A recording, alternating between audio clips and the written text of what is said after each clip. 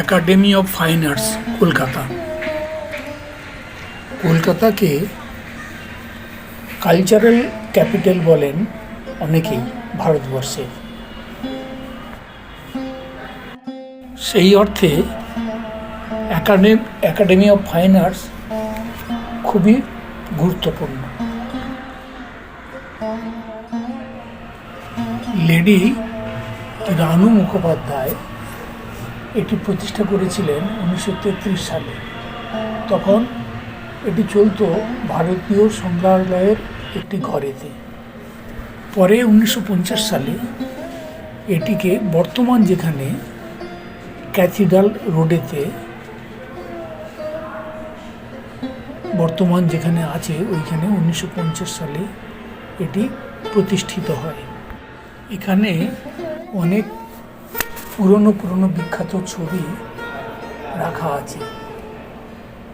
গগনেন্দ্রনাথ ঠাকুরের সাত ভাই চম্পা ও যামিনী রায়ের শিব গণেশ এই বিখ্যাত ছবির মতো আরও অনেক ছবি এখানে রক্ষিত আছে। এখানে অনেকগুলি গ্যালারি আছে। সারা বছরই কোনো না কোনো এক্সিবিশন এখানে হতে থাকে। একদিকে রবীন্দ্র সদন, এই এলাকায় রবীন্দ্র সদন, নন্দন ইত্যাদি অনেকগুলি থিয়েটার আছে, যেখানে সারা বছর কোনো না কোনো অনুষ্ঠান হতে থাকে। দুদিন আগে আমি ঘুরতে ঘুরতে পৌঁছলাম একাডেমি অফ ফাইন আর্টসে। বিখ্যাত আর্টিস্ট নরেন্দ্রচন্দ্র দে সরকারের পেন্টিংয়ের প্রদর্শনী চলছে।